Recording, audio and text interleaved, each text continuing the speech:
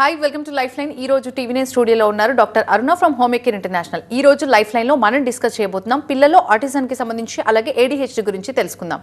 Hi doctor గారు, welcome to studio. Doctor గారు, autism గురించి మాట్లాడుకుంటే అసలు చాలా మందికి ఆటిజం అనేది గుర్తించలేకపోతారు, దాన్ని ఆటిజం అంటారని కూడా తెలియదు. అసలు ఆటిజం అంటే ఏంటి, దీని సిమ్టమ్స్ ఏ విధంగా ఉంటాయి, పిల్లల్లో ఎలాంటి లక్షణాలు కనిపించినప్పుడు అది ఆటిజంగా ఫైండ్ అవుట్ చేయొచ్చు అంటారు? సో బేసిక్గా అండి, ఆటిజం అనేది ఇవాళ రేపు చాలామంది పిల్లల్లో చూస్తున్నాం. ఇదేదో మెంటల్ డిజార్డరో లేకపోతే జబ్బో కాదు. సో మామూలుగా చూసుకున్నట్లయితే ప్రెగ్నెన్సీ టైంలో సివియర్ స్ట్రెస్ వల్ల కావచ్చు, మెనీ రీజన్స్ వల్ల ఈ మధ్య కాలం 100లో 5 పీపుల్ అనేది ఆటిజంకి గురవుతున్నారు. ఇది ఒక మెంటల్ న్యూరల్ డిస్టర్బెన్సెస్ వల్ల వస్తున్న ఇష్యూ. దీన్ని మామూలుగా చూసుకున్నట్లయితే పిల్లలు 18 మంత్స్ నుంచి 24 మంత్స్లో పిల్లలు ప్రాపర్గా మాట్లాడలేకపోవడం, అట్లీస్ట్ స్మాల్ థింగ్స్ చెప్పలేకపోవడం, సోషల్ కమ్యూనికేషన్ మిస్ అవ్వడం, ఇలాంటి చిన్న చిన్న లక్షణాలు పేరెంట్స్కి తెలుస్తూ ఉంటాయి. సో ఇలాంటి లక్షణాలు మనకు కనిపించినప్పుడు మనం ఫస్ట్గా పీడియాట్రిషియన్ కానీ సైకాట్రిస్ట్ కానీ చూపించినప్పుడు వాళ్ళు చేసే స్పెషల్ టెస్ట్లలో బాబు కానీ పాపకు కానీ ఆటిజం ఉందా లేదా మనం తెలుసుకోవచ్చు. సో డే 1 స్టార్ట్ అయినప్పటి నుంచి పేరెంటింగ్ అనేది చాలా ఇంపార్టెంట్. సో ప్రాపర్ పేరెంటింగ్ లేకపోవడం వల్లనే ఈ ఇష్యూస్ చాలా మందిలో మనం చూస్తున్నాం. సింగిల్ పేరెంటింగ్ కావచ్చు, స్మాల్ ఫ్యామిలీ డిస్టర్బెన్సెస్ వల్ల కావచ్చు, ఇవాళ రేపు చాలా మందిలో ఈ కండిషన్స్ అనేది చూస్తున్నాం. సో ప్రెగ్నెన్సీ టైంలో స్ట్రెస్ ఉండడం వల్ల, జెస్టేషనల్ డయాబెటీస్ వల్ల కావచ్చు, లేకపోతే థైరాయిడ్ ఇష్యూస్ ఉండడం, ప్రెగ్నెన్సీ టైంలో ఎక్కువగా మెడికేషన్ యూస్ చేయడం వల్ల కావచ్చు, క్రోమోజోమల్ డిస్టర్బెన్సెస్, మెంటల్ డిస్టర్బెన్సెస్ వల్ల రావచ్చు, లేకపోతే మేనరికంలో మ్యారేజెస్ చేసుకోవడం వల్ల, క్రోమోజోమల్ అనామలీస్ వల్ల ఇవాళ రేపు చాలా మందిలో ఈ ఆటిస్టిక్ కండిషన్స్ అనేవి ఎక్కువగా చూస్తుంటాం. ఆటిజం అనేది మనం బ్లడ్ టెస్ట్ల ద్వారా కానీ ఎటువంటి ఇన్వెస్టిగేషన్స్ ద్వారా కానీ మనకు తెలియదు. పేరెంట్స్ అనేది అబ్జర్వేషన్ త్రూనే మనకు బాబు కానీ పాప కానీ ఆటిజం ఉందా లేదా అనే లక్షణాలు బయటపడుతూ ఉంటాయి. చాలా మటుకు పిల్లలు 18 మంత్స్, ఒక నార్మల్ చైల్డ్ 18 మంత్స్ నుంచి 24 మంత్స్లో కామన్ స్మాల్ వర్డ్స్ అనేది మాట్లాడడం స్టార్ట్ చేస్తారు. మనం చెప్పే వర్డ్స్ అనేది అర్థం చేసుకోవడం వాళ్ళకు అర్థమవుతూ ఉంటుంది. దాంతోపాటు సోషల్ కమ్యూనికేషన్, స్ట్రేంజర్స్తో కావచ్చు, తెలిసిన వాళ్ళతో కావచ్చు, ప్రాపర్గా మాట్లాడడం అనేది స్టార్ట్ చేస్తారు. కూర్చోవడం, ఇలాంటి లక్షణాలు అనేది నార్మల్ పర్సన్లో మనం చూస్తున్నాం. ఎప్పుడైతే ఇవి ఫాలో చేయకపోవడమే మనం చూస్తూ ఉంటాం. ఇవి బ్రెయిన్ డెవలప్మెంట్ లేకపోవడం వల్ల, మెంటల్ ఇష్యూస్ ఉండడం వల్ల, సోషల్ కమ్యూనికేషన్ మిస్ అవ్వడం వల్ల, అబ్జర్వేషన్, అండర్స్టాండింగ్ ఇవి లేకపోవడం వల్ల పిల్లలు ఆటిజంకి గురవుతున్నారు. సో బేసిక్గా క్రోమోజోమల్ డిస్టర్బెన్సెస్ వల్ల ఈ లక్షణాలు పిల్లల్లో ఎక్కువగా చూస్తుంటాం. ఆటిజం ఉన్న వారిలో ఎక్కువగా ఐ టు ఐ కాంటాక్ట్ లేకపోవడం, పదే ఒకటే మాట పలకడం, లేకపోతే స్పీచ్ అనేది డిలే అవ్వడం, ఇలాంటి లక్షణాలు చాలా మందిలో మనం చూస్తూ ఉంటాం. అండ్ ఎక్కువగా స్ట్రేంజర్, సో చాలా మటుకు కొత్త వాళ్ళతో అడ్జస్ట్ అవ్వలేకపోవడం, తెలిసిన వాళ్ళతోటే మింగిల్ అవ్వడం, ఇలాంటివి మనం ఎక్కువగా చూస్తుంటామండి. డాక్టర్ గారు, యూజువల్గా ఏజ్ గ్రూప్లో ఉన్న పిల్లల్లో ఆటిజం ఉంది అని గుర్తించవచ్చు అంటారు. 5 years లోపు ఉన్న వాళ్ళలోనా, లేదంటే 3 years ఎబోనా, అసలు ఏ ఏజ్లో పర్టికులర్గా ఆటిజం ఇది అని గుర్తించగలగొచ్చు అంటారు? సో బేసిక్గా అండి, మనం చూసుకున్నట్లయితే 18 months to 24 monthsలో పిల్లలకు బ్రెయిన్ డెవలప్మెంట్ 0 ఏజ్ నుంచి 5 yearsలో చాలా రిగరస్గా ఉంటుంది. ఈ పిల్లలు ఎటువంటివైనా 100% గ్రోత్ అనేది, బ్రెయిన్ డెవలప్మెంట్ అనేది 5 years లోపు పిల్లల్లో చాలా మటుకు ఎక్కువగా ఉంటుంది. సో 3 years లోపు పిల్లలు ప్రాపర్గా వాళ్ళ మైల్ స్టోన్స్ ఫాలో అవ్వలేకపోవడం, లేకపోతే స్పీచ్ ప్రాపర్గా ఇవ్వలేకపోవడం, చిన్న పదాలు కూడా పలకలేకపోవడం, ఇలాంటి మనం పేరెంట్స్ కానీ స్కూల్కి వెళ్ళే చిల్డ్రన్స్లో టీచర్స్ కానీ ఖచ్చితంగా గుర్తిస్తూ ఉంటారు. సో ఈ లక్షణాలు బయటపడినప్పుడు ఖచ్చితంగా పిల్లలు, వాళ్ళ పేరెంట్స్ ఖచ్చితంగా దీన్ని ఒక ఫోకస్ లాగా తీసుకొని డాక్టర్స్ని కన్సల్ట్ చేయడం చాలా అవసరం అండి. సో బేసిక్గా చూసుకున్నట్లయితే 13 months నుంచి 18 monthsలో పిల్లలు చాలా ఎదుగుతూ ఉంటారు. దెన్ 24 months నుంచి 36 months, అంటే 2 years నుంచి 5 years లోపు పిల్లలకు ఆటిజం అనేది తొందరగా బయటపడుతూ ఉంటుంది. 5 years దాటిన తర్వాత ADHD లక్షణాలు కూడా కనిపిస్తూ ఉంటే ఈ ప్రాబ్లం ఎక్కువగా కనిపిస్తూ ఉంటుందండి. డాక్టర్ గారు, ADHD అన్నారు, అసలు ADHD అంటే ఏంటి డాక్టర్ గారు? సో బేసిక్గా అండి, ADHD అండ్ ఆటిజం లక్షణాలు ఒకలాగానే ఉంటాయి. కానీ ఆటిజంలో ఏమవుతుందంటే బ్రెయిన్ డెవలప్మెంటల్, క్రోమోజోమల్ డిస్టర్బెన్సెస్ వల్ల పిల్లల్లో ఇవి ఎక్కువగా ప్రాబ్లం ఉంటుంది. సో ఈ ప్రాబ్లం అనేది రికరెన్సెస్ ఎక్కువగా ఉంటుంది. సో సోషల్ కమ్యూనికేషన్ ఇలాంటివి ఎక్కువగా మిస్ అవుతుంది. ADHD అనేది attention deficit hyper active disorder అని మనం చెప్పుకోవచ్చు. పిల్లల్లో ఎదుగుదల, డెవలప్మెంటల్ డిస్టర్బెన్సెస్ ఇవేవి ఉండవు. కానీ అర్థం చేసుకోలేకపోవడం, సోషల్ ఇంటరాక్షన్ మిస్ అవ్వడం, ఎక్కువగా గెంతడం ఇలాంటివి ఎక్కువగా ADHD లక్షణాల్లో కనిపిస్తూ ఉంటుంది. ఒక దగ్గర కుదురుగా కూర్చోకపోవడం ఇవి ADHD లక్షణాలు. అంటే హైపర్ యాక్టివ్, పిల్లలు ఉన్నత యాక్టివ్ కంటే హైపర్గా బిహేవ్ చేస్తూ ఉంటారు. చాలా మటుకు సింగిల్ చైల్డ్ ఉండడం, ప్యాంపరింగ్ ఎక్కువగా ఉండే వాళ్ళలో ఈ పిల్లల్లో మనం ఎక్కువగా చూస్తుంటాం. పరిసరాలని అబ్జర్వ్ చేసుకోలేకపోవడం, మనం చెప్పేవి అర్థం కాకపోవడం, కావాలి అన్నప్పుడు అది ఇవ్వలేకపోయినప్పుడు అరవడం, గెంతడం, విసిరేయడం, డిస్ట్రక్టివ్ ఆప్షన్స్ కూడా ఉంటుంది. సో ADHD ఉన్న వాళ్ళ పిల్లల్లో మెయిన్గా మనం చూస్తుంది డెవలప్మెంటల్ డిస్టర్బెన్సెస్ కంటే సైకో డిస్టర్బెన్సెస్ ఎక్కువగా ఉంటుంది. మెంటల్ బిహేవియరల్ చేంజెస్ మనం చాలా మటుకు ఎక్కువగా చూస్తూ ఉంటాం.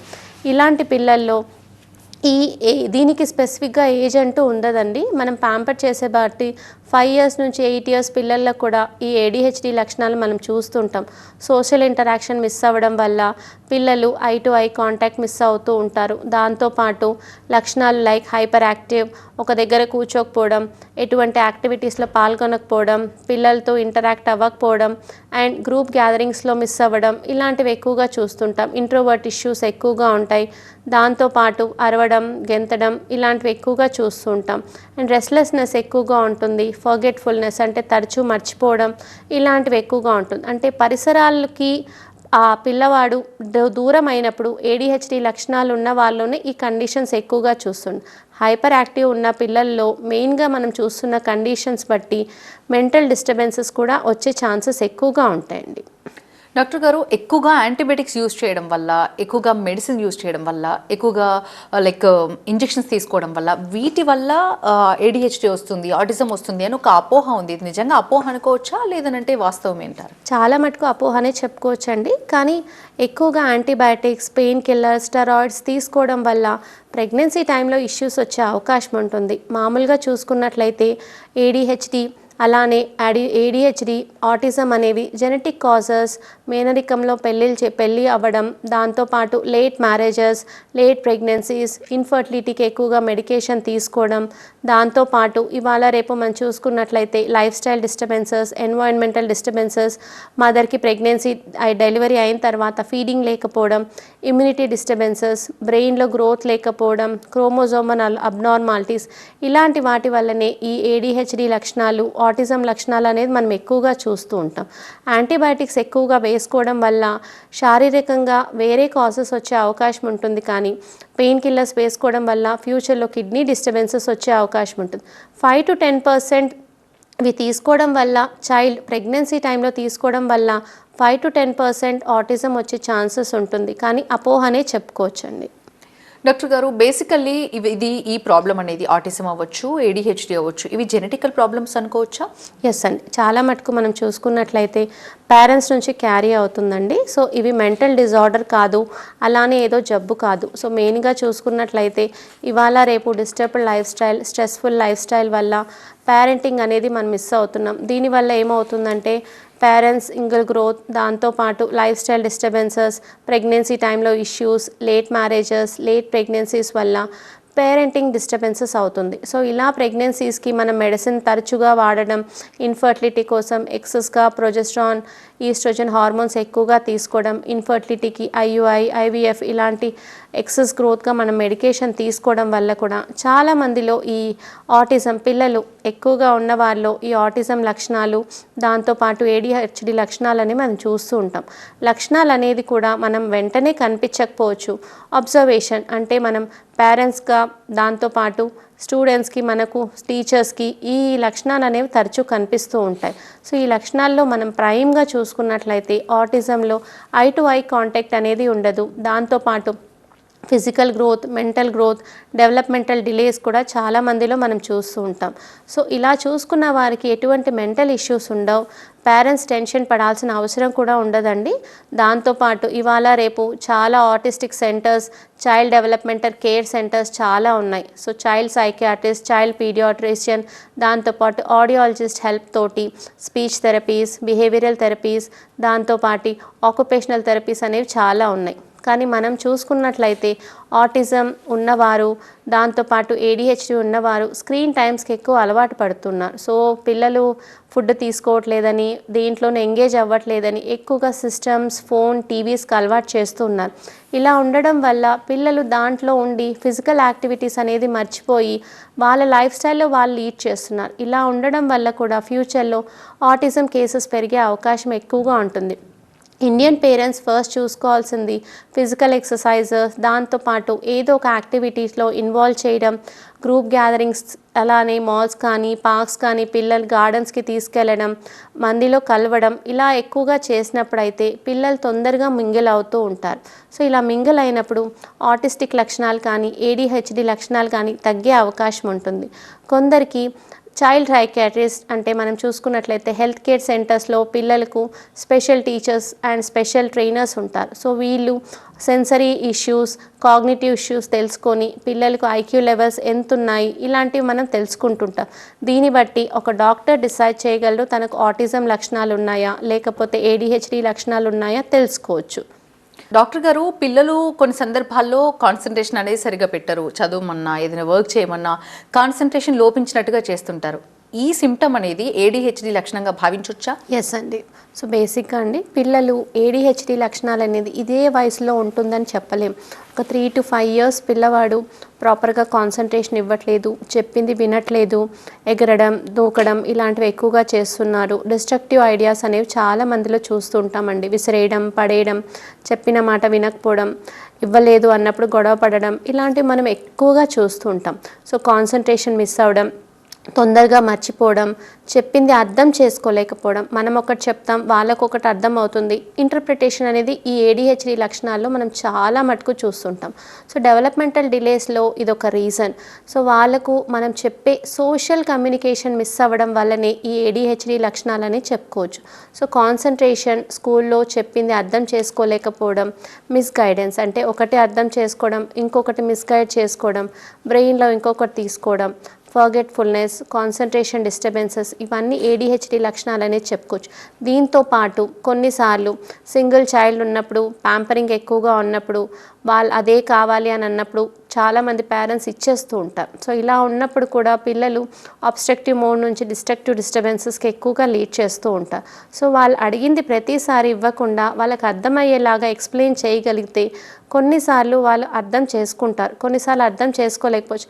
కానీ అలానే ఉండడం వల్ల కూడా ADHD లక్షణాలు ఇంకా పెరిగే అవకాశం ఉంటుంది. వాళ్ళకి అర్థమయ్యేలాగా మనం చెప్పాలి. Proper parenting, proper educational changes అనేది మనం ఖచ్చితంగా తీసుకోవాలి. సో దీనికి కూడా ADHD లక్షణాలు కూడా మైల్డ్ స్టేజ్ నుండి మోడరేట్, సివియర్ స్టేజ్కి ఉంటాయండి. మైల్డ్ చైల్డ్ అనేది కొంతవరకు అర్థం చేసుకోవచ్చు. మోడరేట్, సివియర్ కండిషన్స్లో ఉన్న చైల్డ్స్ అర్థం చేసుకోలేకపోవచ్చు. ఇలాంటప్పుడు ఒక doctor interpretation, child psychiatrist or else autistic centres అనేవి మనం ఎక్కువగా చూస్తుంటాం.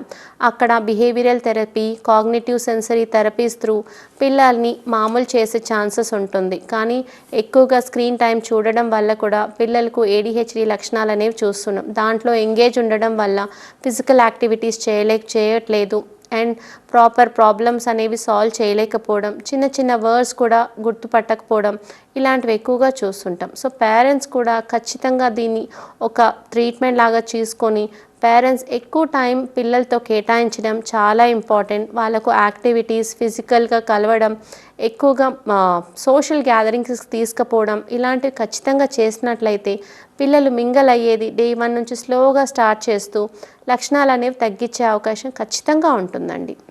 డాక్టర్ గారు, కొంతమంది పిల్లల్లో బిహేవియరల్ ఇష్యూస్ కూడా చూస్తుంటాం. బేసికల్లీ ఒక వస్తువు పట్టుకుంటే అది ఇతరులకు అడిగితే ఇవ్వడానికి కూడా చాలా ఇబ్బంది పెడుతుంటారు కొన్ని సందర్భాల్లో. ఇలాంటి బిహేవియరల్ ఇష్యూస్ అనేది కూడా ADHD లక్షణంగా భావించవచ్చా? ఎస్ అండి.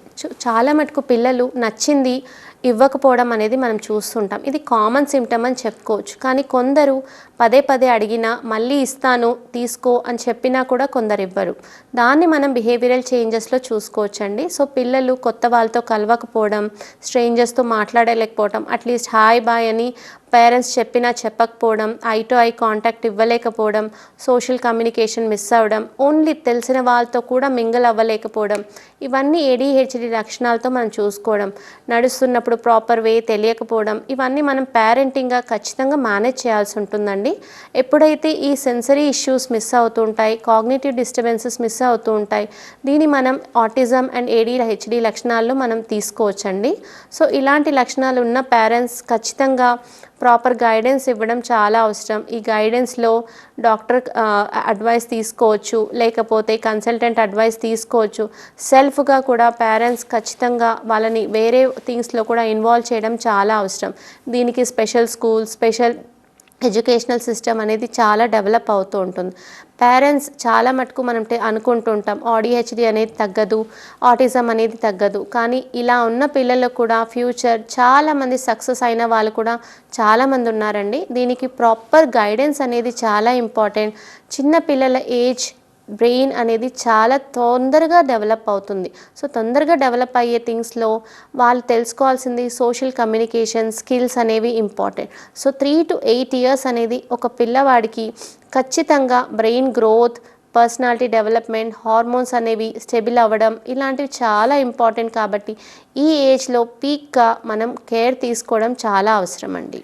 డాక్టర్ గారు, ఒక ఇంట్లో ఇద్దరు పిల్లలు ఉంటే ఫస్ట్ బేబీ నార్మల్గా ఉంటే సెకండ్ బేబీకి ఆటిజం అండ్ ADHD ప్రాబ్లమ్స్ ఉన్న సందర్భాలు కూడా మనం చూస్తుంటాం.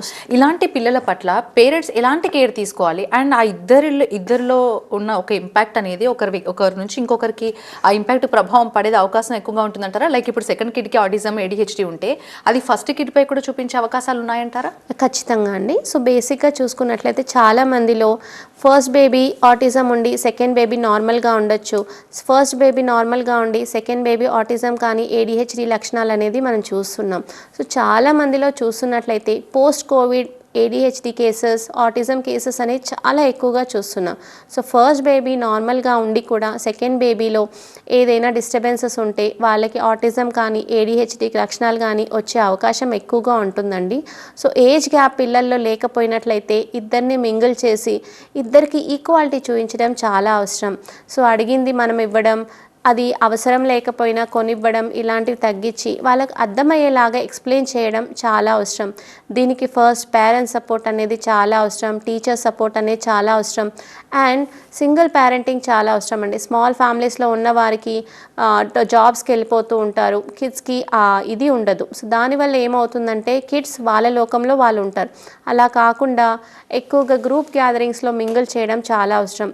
ఇద్దరు కిడ్స్ ఉన్నప్పుడు ఇద్దరు కిడ్స్కి ఈక్వాలిటీ ఇస్తూ, దాంతోపాటు ఇద్దరు ఆడుకోండి, ఈ ఫోన్ స్క్రీన్స్ సిస్టమ్స్ ఇవి అవాయిడ్ చేసి ఫిజికల్గా పార్క్స్ కానీ గార్డెన్స్ కానీ గేమ్స్ యాక్టివిటీస్లో ఇన్వాల్వ్ చేసినట్లయితే ADHD లక్షణాలు అనేవి తగ్గే అవకాశం ఉంటుంది.